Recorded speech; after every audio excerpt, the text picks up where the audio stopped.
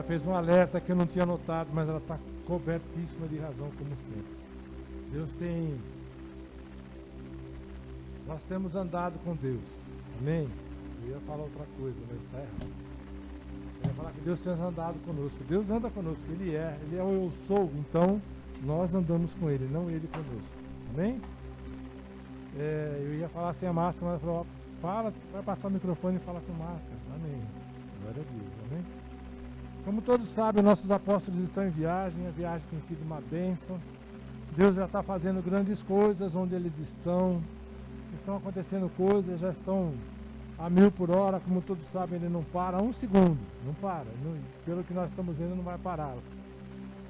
E a viagem vai ser uma bênção, em nome de Jesus. E sendo assim, aprove a Deus que nos colocasse hoje, no caso do pastor Wendel, por favor, pastor. Ele vai trazer a palavra para nós hoje, amém? Quando nossos apóstolos viajam, eles sempre têm, a gente fala, sempre tem alguma coisa, eles sempre tem alguma coisa reservada. No caso hoje, a reserva nossa é o pastor Wendel, tá bem? Por favor, pastor. Em nome de Jesus, seja bem-vindo.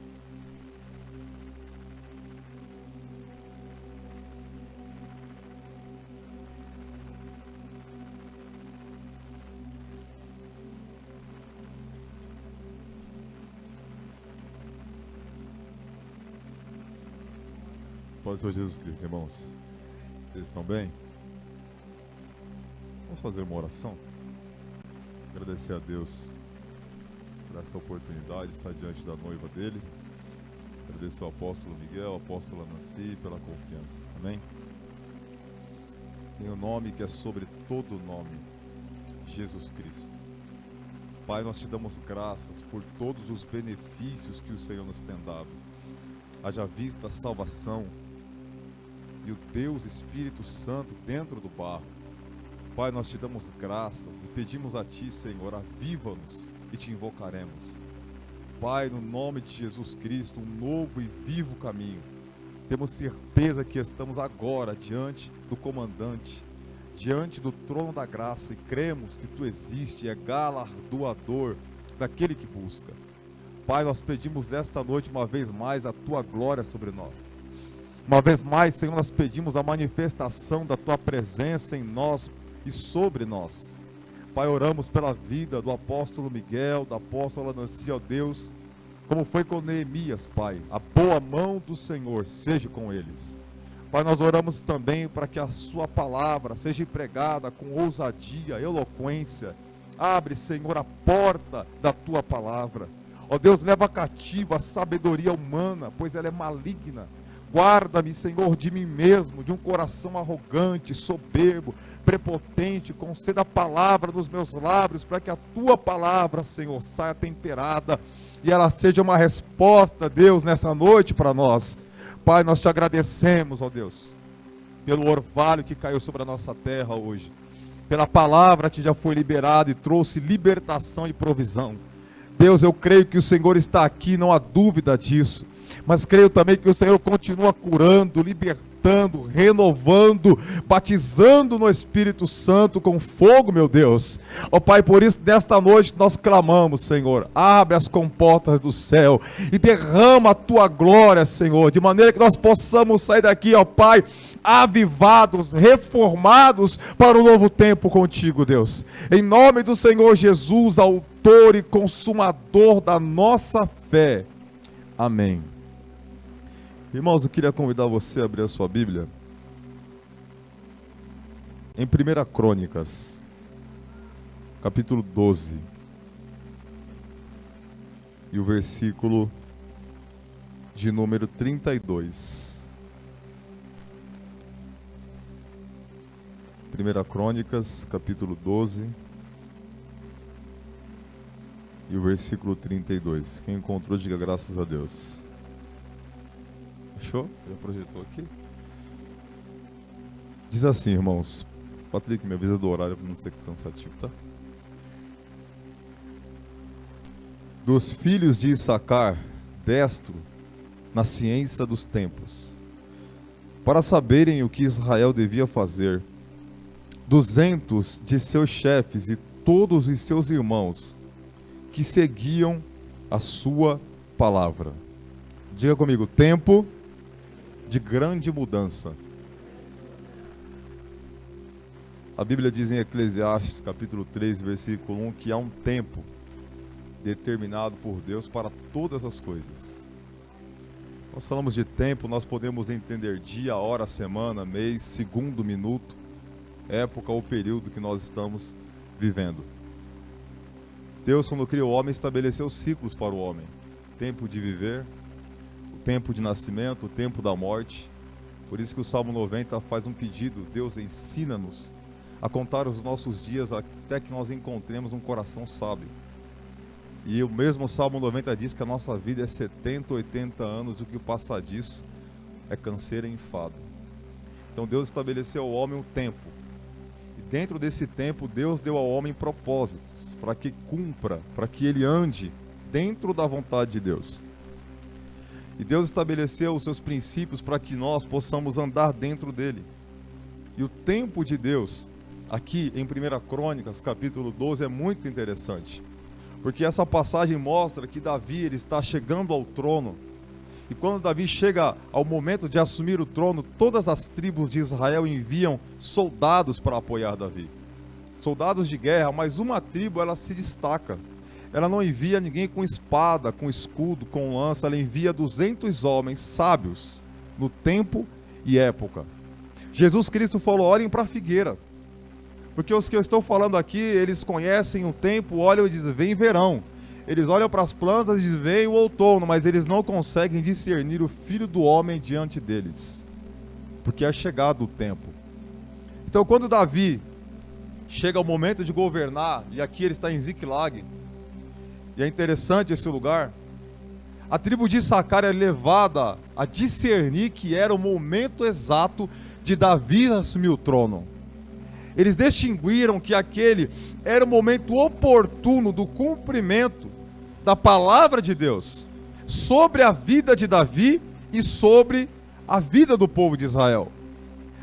Os escritores, os estudiosos judaicos dizem que essa tribo de Issacar, ela tinha essa capacidade de discernir. Isso vem lá de Gênesis 49, quando Jacó impõe as mãos e diz sobre Issacar, dizendo, tu serás como um jumentinho. E alguns dizem que isto era uma maldição, mas não era. Porque o jumento, para a época, era o animal de maior custo até.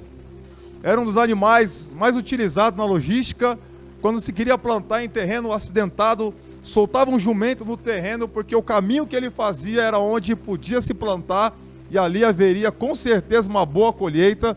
Então a tribo de Issacar, quando ela recebeu a bênção de Jacó, ela poderia escolher qualquer terra boa que ela foi ali orientada, mas ela escolheu ficar trabalhando próximo aos cananeus, porque eles se destacaram na ciência, na física, e em muitas áreas que naquela época a mão de obra era muito escassa.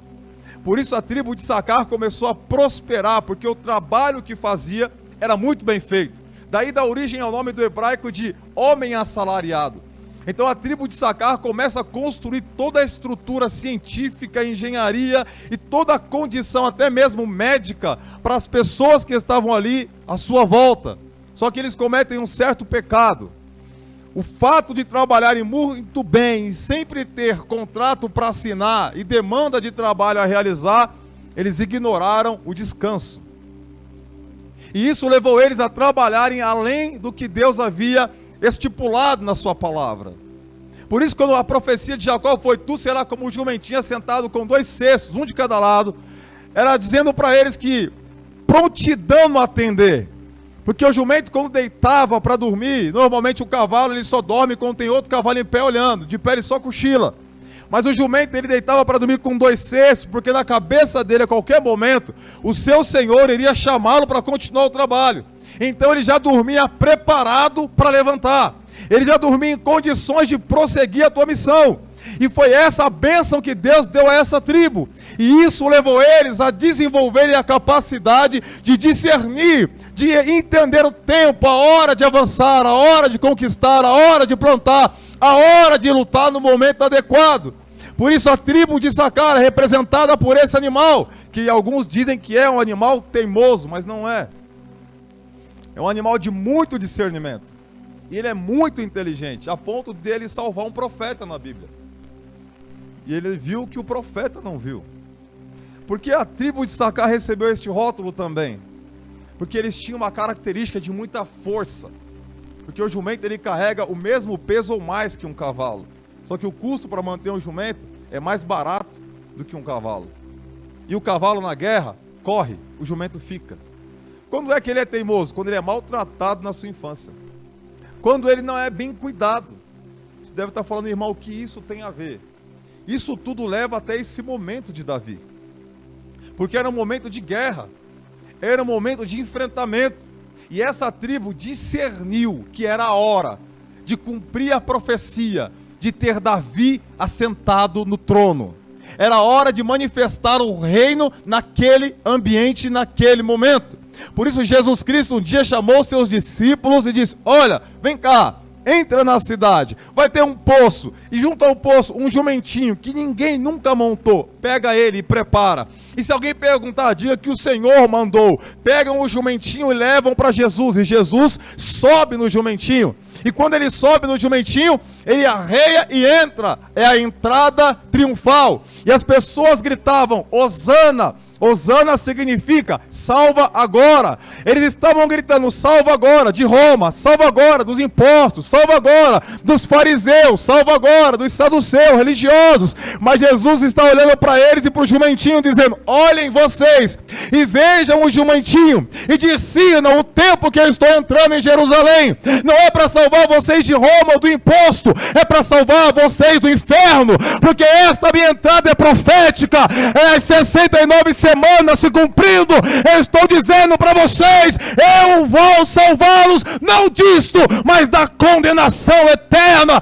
Olhem para o jumentinho e percebam o tempo.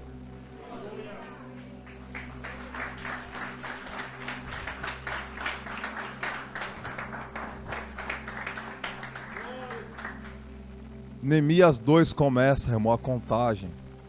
E aqui a entrada triunfal é o relógio da semana escatológica. E pelo que eu tenho visto as lives, o apóstolo crê na mesma forma que nós cremos. Por isso eu entrei nesse assunto, senão não entraria. Alguém aqui está pronto e deseja estar com Cristo? Paulo diz em 2 Timóteo 4, 7 e 8, a parte B, ele diz: os que amam a tua vinda. Você ama a vinda de Cristo? Você anseia estar com Ele nessa noite, se possível for, em plenitude, receber um novo corpo, andar nas ruas que Ele prometeu? Você anseia encontrar Jesus Cristo hoje, se possível, nas nuvens teofânicas, encontrar com Ele e assentar-te na mesa? Igreja, nós estamos pisando aqui na terra como foi pregado já, mas o nosso desejo é o que Paulo diz aos Colossenses: nós buscamos as coisas do alto. A minha expectativa é o tempo da figueira, e ela já floresceu, e o meu desejo é ouvir a trombeta tocar. Quando eles entenderam isso, irmãos, eles discerniram que era esta hora. E Davi sentou no trono. E o reino messiânico ganhou força nesse período em Israel. Porque é um simbolismo. É apontando Jesus Cristo. É um alerta. E se você começar a analisar essa passagem, uma pergunta veio ao meu coração: o que é o reino de Deus? Se você for fazer qualquer faculdade teológica hoje no Brasil, de qualquer linha, pouquíssimas, vai ter a matéria sobre o reino de Deus. Vamos te ensinar tudo: escatologia, pneumologia, tudo. Calvinismo, arminianismo, tudo isso aí que não vai levar a gente para o céu, não adianta nada.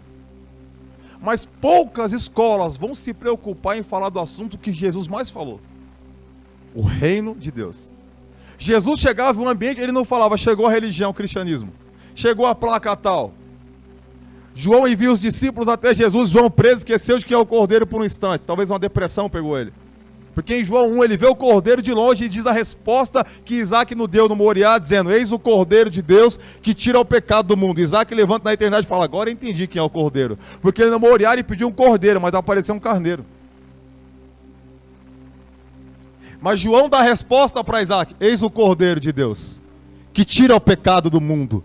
João olhou e viu de longe, mas se você for em Mateus 11, depois Mateus 16, você encontra João no cárcere. E os discípulos vão até ele e falam: João, aquele a qual tu dava testemunho da lei de Jordão, está fazendo sinais. João fala: vai lá e vê o que ele está fazendo. Os discípulos vão. E quando os discípulos vão, João fica esperando. Eles voltam e falam: olha, o cego vê, o coxo anda, o mudo fala, o surdo ouve. João fala assim: ele é o Messias, segue-o. O que aconteceu nesses últimos tempos com você, que conseguiu roubar a sua identidade de Cristo, que em um momento você olhou de longe e percebeu, ele é o Cordeiro, mas que agora você olha e tem dúvidas se ele é o Cordeiro. Quando a resposta vem para João, você pode ver que Jesus fala: é chegado o reino do meu Pai. Por isso você vê sinal, por isso você vê milagre, por isso você vê maravilha. Então, onde o reino de Deus se estabelece, sinais acontecem. E hoje, identidades do reino estão sendo reformadas, resgatadas, porque chegou o tempo de vocês viverem um novo momento no reino de Deus.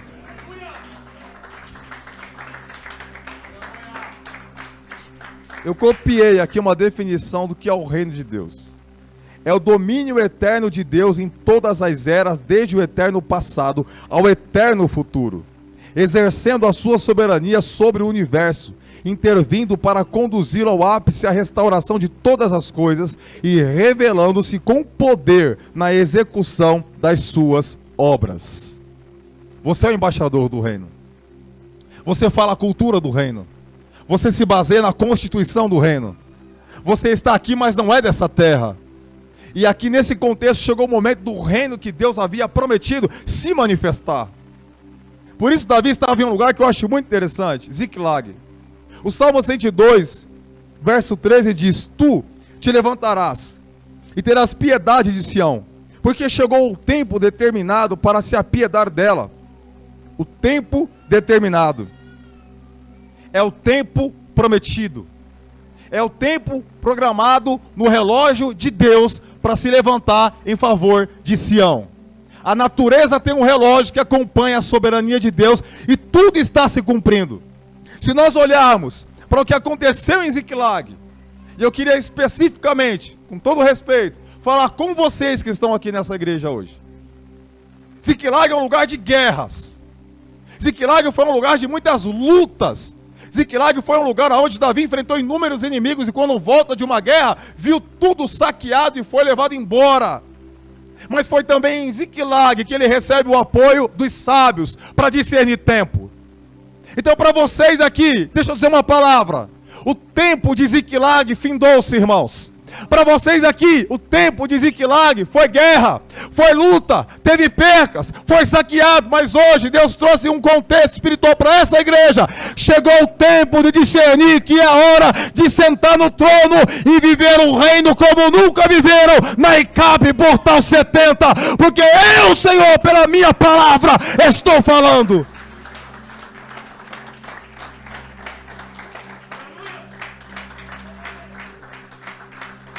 Faça uma análise de uma década daqui para cá, para trás, até aqui.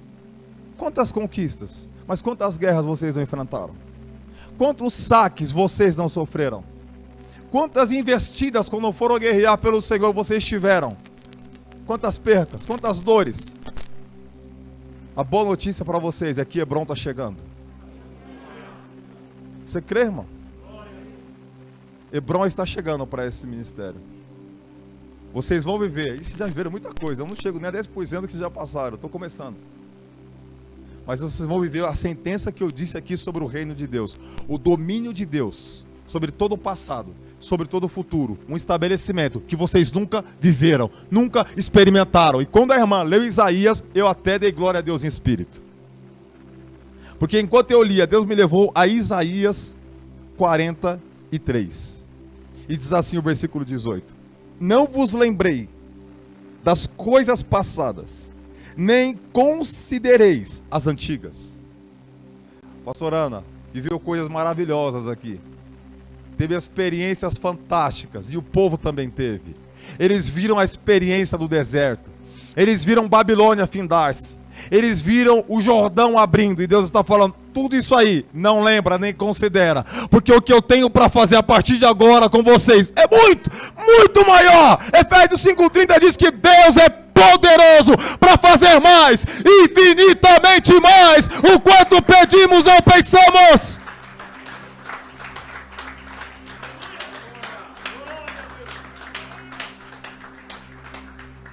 Coisas antigas, Senaqueribe caiu, acabou. E o Senhor está falando, tem coisa nova chegando. Para vocês aqui, não é para nós lá do fundo de Amador Urbano, aquele lugar terrível. É para vocês. É com vocês que Deus está falando. Tem coisas novas chegando para o seu ministério. Tem um novo estabelecimento do reino de Deus para o seu ministério. Tem um novo tempo se estabelecendo. Eu estou ali no trono do meu reino aqui. Porque é muito bom olhar para trás e ver o que Deus fez. Mas nós servimos um Deus de coisas novas. Nova criatura, novo nascimento, novo tempo, vinho novo, odre novo. E é esta palavra para nós hoje. Pode dar glória pelo que passou, mas se prepara pelo que está vindo.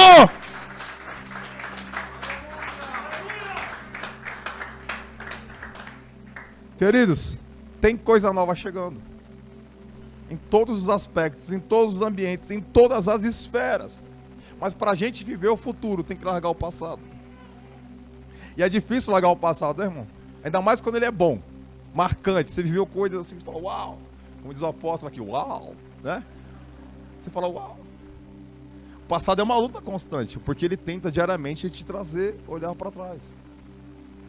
Quando eu saí do quartel, eu fiquei 2 anos andando que nem se eu estivesse no quartel, irmão. Dirigindo que nem estava no quartel, estacionando de ré, todo um protocolo para andar na rua, só sentava de costas para a parede, não fazia nada direito. A minha esposa ficava tensa, falando, meu, você não está mais no quartel. Eu falei, mas não consigo. Por quê? O passado. Porque foram as experiências marcantes. Foi ver livramento de suicídio na minha frente, socorrer baleados, ver 1000 pessoas aceitar Jesus numa pancada só, pá, passado. Mas Deus tem sempre algo novo. Então nessa noite, irmão, pega o passado, dá glória a Deus, entrega para Jesus e faz o que Paulo faz em Filipenses.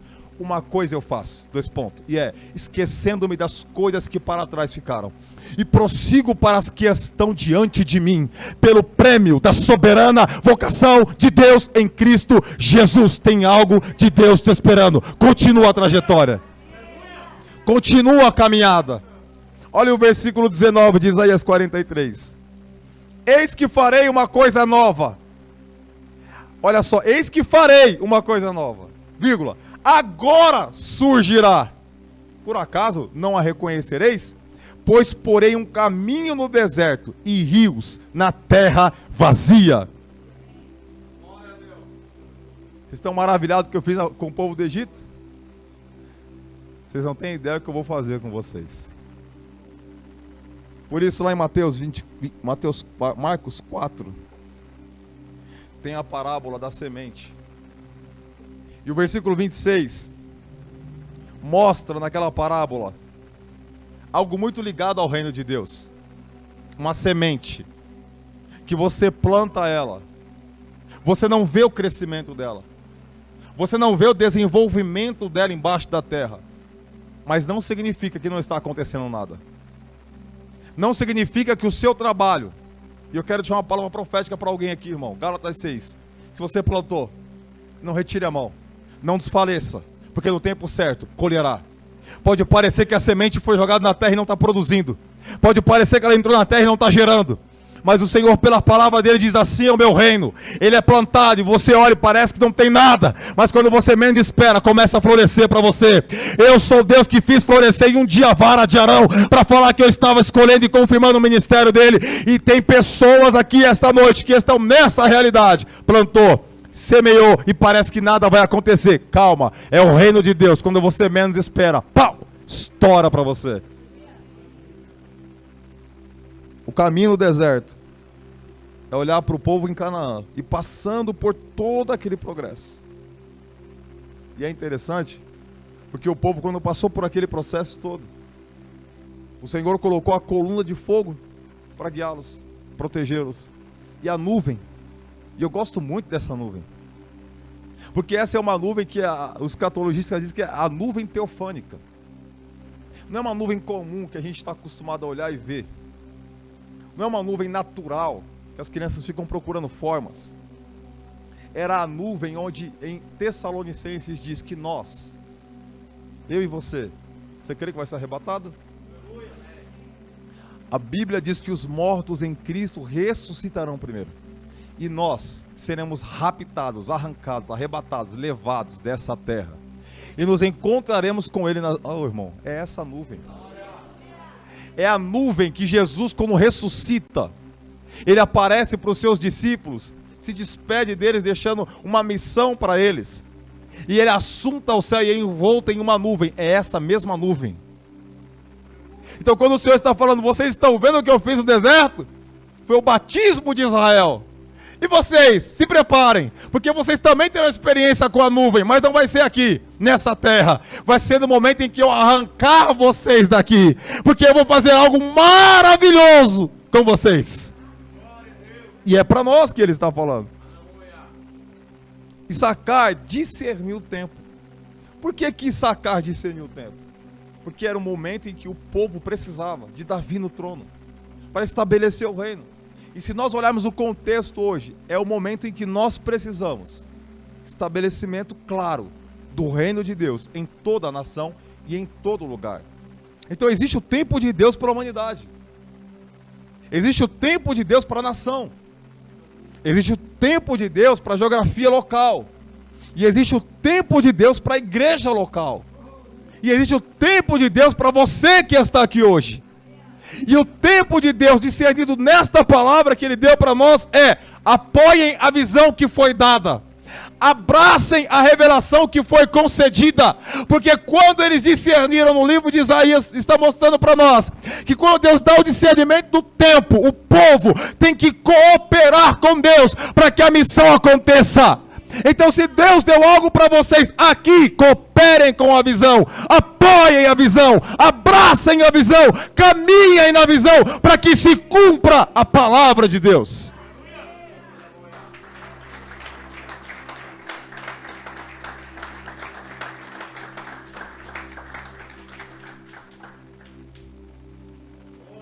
É um tempo de grande mudança. Eu não sei em qual âmbito ou em qual área. Alguns física, outro emocional, outros tricotomia, em tudo. Mas nós precisamos discernir o tempo agora. Esse tempo que eu estou vivendo é tempo de fazer o quê? Plantar ou colher? Dar ou guardar? Partir? Distribuir ou ficar?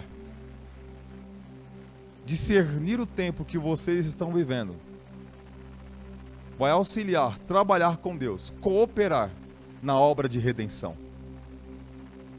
A grande mudança que vai vir aqui tem um propósito muito claro: salvação.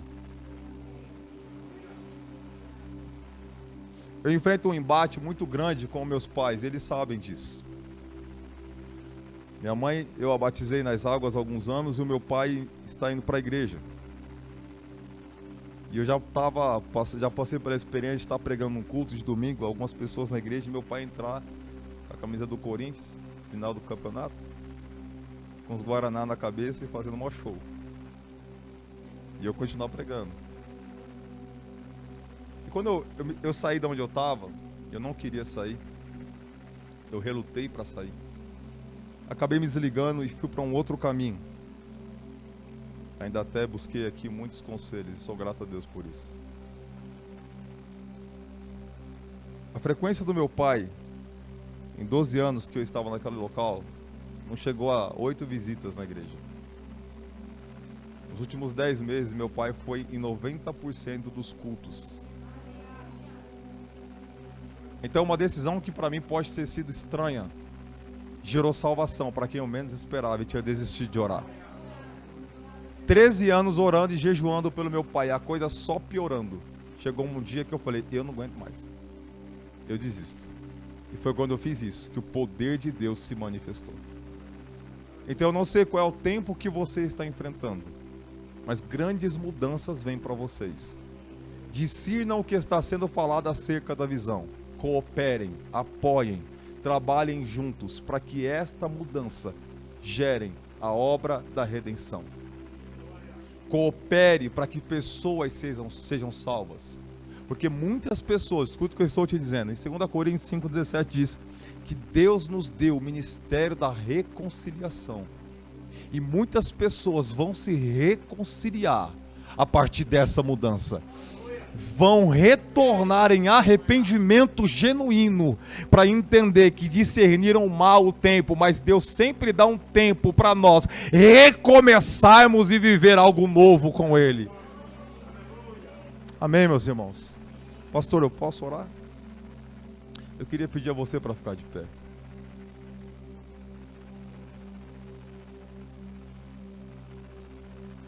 Em Atos 27, a Bíblia diz que Paulo está sendo levado em uma logística. E ele olha para o capitão, para o tenente do barco e fala: olha, não é bom que nós iniciemos essa viagem. Olha o contexto do oceano, isso aí não vai dar certo. E aí o tenente procura o comandante do barco, que entendia de ar, tempo, água, e fala para ele: e aí, Paulo falou que não é para irmos. Aqui é a minha tradução mesmo, tá, irmão? E aí ele fala: não, Paulo não sabe o que fala não, ele entende de letra, aqui de mar entendo eu, vamos embora. E quando chegam próximo a Creta, o barco começa a enfrentar tempestade, turbilhão, o vento euroquilhão vem. Eles desistem de lutar contra as ondas, jogam fora, recolhem os mastros e deixam o barco ir à deriva. O barco entra em grande tempestade. Eles jogam tudo para fora. E o próprio Paulo diz: nós nos desesperamos da nossa vida. E aí quando dá uma certa acalmada, que eles olham Paulo e falam: comam, bebam, porque já há 4 dias vocês não comem. Eles comem, pegam o trigo e jogam fora na água. E o barco continua indo. Dado o momento, eles avistam uma ilha, o barco entra, quebra. E aí os soldados falam assim: vamos matar os presos, porque se eles fugirem a gente está perdido, é vida por vida. E aí o tenente, pensando em poupar a vida de Paulo, diz: não, quem sabe nadar, deixa aí. Quem não sabe, se agarra numa madeira. Se agarra em uma madeira, que você não vai morrer. Se agarra na cruz, irmão. E eles chegam em Malta. E Paulo discerniu o tempo. Não era hora de ir. Eles foram. Enfrentaram uma tempestade. E o louvor que diz que o barco de crente não afunda, perdeu, porque o barco afundou. O barco que Jesus está não afunda, afunda. O de Paulo afundou, irmão. Mas ninguém morreu. Porque eles ouviram a visão que Deus deu para Paulo. Paulo disse assim: ninguém vá, fiquem todos aqui. Se alguém for, eu não posso salvar, mas se ficar, ninguém vai se perder. Na mudança, se encontrar uma tempestade, lembra da visão que Deus deu. Continua nela. Caminha pela fé e não pela vista. O barco quebrou, afundou, não tem problema. A visão é chegar até a ilha, vamos chegar. Quando chegaram na ilha, vocês sabem melhor que eu. Fogueira e a víbora picou, ele morreu? O que chegou na ilha como um odiado, minutos depois, é aclamado. Ele é um Deus. Talvez na mudança que você tem passado, irmão, no seu tempo, você enfrentou tempestade. Seu barco não quebrou, ele afundou. Mas você está aqui hoje porque você segurou na madeira. Curve sua cabeça por um instante. Senhor, o tempo é seu. Se nós tivéssemos o poder de controlar o tempo, saberíamos que nós não estaríamos mais aqui, porque somos maus em essência. Mas o Senhor é o Deus de todas as coisas, e a tua palavra diz: remir o tempo, porque os dias são maus. Por isso eu peço a ti um dom espiritual nessa noite, um dom dado pelo Espírito Santo para a edificação da igreja, o dom de discernimento, Pai. Nos ensina a discernir tempo e época. Nos ensina a discernir a hora de ir ou ficar. Nos ensina a discernir a hora de enfrentar ou recuar, Pai. Nós não queremos agir fora do seu tempo tempo, ó Deus, mas queremos agir no centro da tua vontade, porque a tua palavra diz que em seu tempo agradou ao Pai moer o Filho, e esta é a vontade do Pai.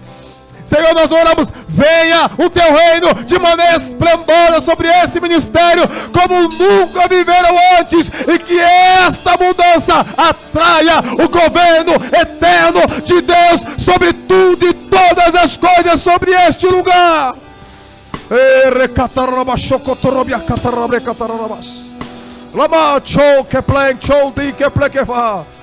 Ó Pai, que venha um tempo de avivamento genuíno, um tempo de resgate ao amor às Escrituras, um tempo de arrependimento e lágrimas dos olhos, um tempo na presença de Deus, todos os dias, sem pressa, sem preocupação, sem estresse, com amor e alegria.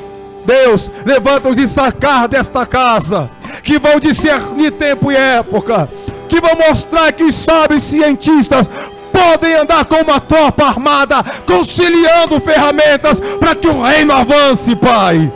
Ó Deus, em nome de Jesus, abre, Senhor, o nosso entendimento e nos dá discernimento, ó Pai, para que as nossas decisões sejam para a tua glória. E talvez alguém aqui como eu, tendo uma motivação correta, tendo um desejo sincero, tomou uma decisão errada, mas eu creio, Senhor, que a tua soberania revela-se neste momento, e que até nestas coisas o Senhor faz reverberar em favor para nossas vidas, porque a intenção do coração, a motivação foi adequada, o tempo foi errado. É que nem marcha de carro, tem a hora certa para entrar, é como palavra dita ao seu tempo certo, é como maçã de ouro em salvas de prata. E talvez erramos em algum momento, mas pedimos a ti, Senhor, nos dá discernimento nesta noite. Tempo de voltar à pós-graduação, tempo de ir para a faculdade, tempo de mudança, tempo de avanço, tempo de conquista. Deus, dá o tempo aos teus filhos e filhas aqui esta noite. Eu creio, Pai, que esta palavra que foi ministrada na oferta, para alguém aqui hoje, chegou o tempo de um rompimento financeiro. Eu creio, Senhor, que hoje, através da tua palavra, o jugo foi quebrado. E alguém aqui vai se surpreender por sementes que lançou um dia e acha que não deu certo, mas no tempo de Deus ela vai florescer.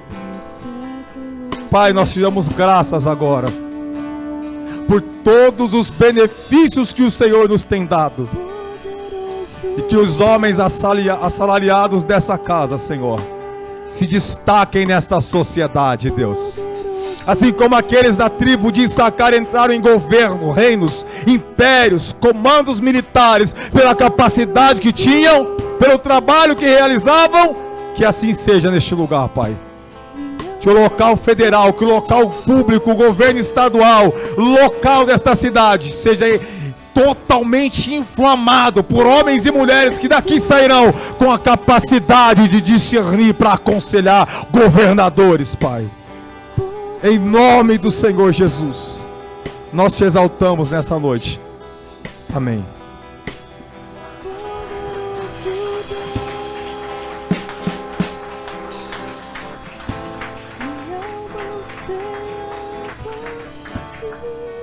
Amém. Pode se assentar um momento. Eu quero fazer apenas uma correção. Chamei o pastor e não apresentei. Vou chamá-los de intercessores, não sei se são, mas estão juntos. Quando nós saímos com o apóstolo, nós vamos interceder por eles. Por favor, fiquem em pé, por favor. Eles vieram acompanhando o pastor Wendel, estão orando, trazendo a palavra do Senhor juntamente com o pastor para nós, para nos abençoarmos. Amém? Glória a Deus, Deus seja louvado. Irmãos, nós, como todos sabem, até mesmo cumprindo a palavra que nós recebemos agora, de mudança, nós estamos mudando fisicamente falando, amém? Nós estamos saindo daqui, vamos sair daqui brevemente, não temos uma data e não vamos dar a data, amém? Então, o que eu quero falar, nós precisamos de oração, nós necessitamos de oração, nós precisamos que nós, que eu digo, são as pessoas envolvidas na mudança, homens e mulheres que vão fazer a mudança física, amém? Então nós pedimos, eu peço para vocês oração por nós. Eu vou dar um alvo para vocês. São vários, mas eu sou a favor de um. A oração por nós, para vocês orarem por nós. O alvo é sabedoria. Nós queremos ter sabedoria para fazer tudo o que tem que ser feito, da maneira que vai ser feita, segundo aquilo que Deus tem para nós. Então ore por nós, por sabedoria. A todos que estão envolvidos, não interessa quem é. Se vai, se não vai, são várias pessoas que foram convidadas para nos auxiliar, para nos ajudar. Orem por nós, que Deus nos dê sabedoria, para nós possamos trabalhar unidos, juntos, coesos. E nós temos que fazer algumas salas no lugar que não tem sala, é um galpão vazio. É um lugar vazio. Então nós temos que fazer as divisões, as salas. Então que o Senhor dê sabedoria para fazer as salas em tempo hábil, rapidamente. O Marcelo já está trabalhando nesse sentido, não importa o nome de quem vai e quem não vai fazer, são várias pessoas, é uma equipe grande. Ore por nós, por sabedoria, para que Deus nos dê graça, sabedoria, e venha remir o tempo nosso para nós sairmos daqui. Nós vamos sair daqui, isso já é justo e certo. Amém? Recebam a bênção, que a graça sobrenatural do Espírito Santo de Deus, pela volta iminente do Senhor Jesus Cristo, seja conosco, em nome de Jesus Cristo. Que Deus os abençoe, em nome de Jesus, até a sua iminente volta, em nome de Jesus.